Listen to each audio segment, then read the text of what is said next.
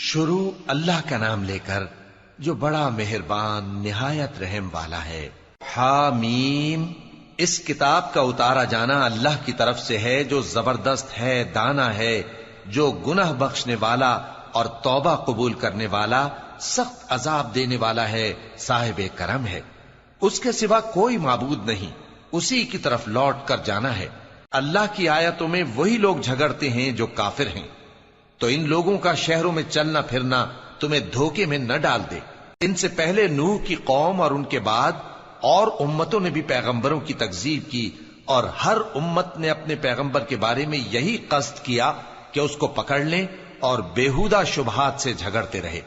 کہ اس سے حق کو زائل کر دیں، تو میں نے ان کو پکڑ لیا، سو دیکھ لو میرا عذاب کیسا ہوا۔ اور اسی طرح کافروں کے بارے میں بھی تمہارے پروردگار کی بات پوری ہو چکی ہے کہ وہ اہل دوزخ ہیں۔ جو لوگ عرش کو اٹھائے ہوئے اور جو اس کے گردا گرد حلقہ باندھے ہوئے ہیں یعنی فرشتے،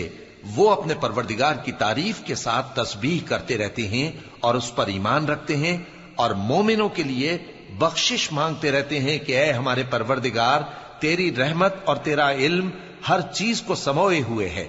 تو جن لوگوں نے توبہ کی اور تیرے رستے پر چلے ان کو بخش دے اور دوزخ کے عذاب سے بچا لے۔ اے ہمارے پروردگار، ان کو ہمیشہ رہنے کی بہشتوں میں داخل کر جن کا تو نے ان سے وعدہ کیا ہے، اور جو جو ان کے باپ دادوں اور ان کی بیویوں اور ان کی اولاد میں سے نیک ہوں ان کو بھی،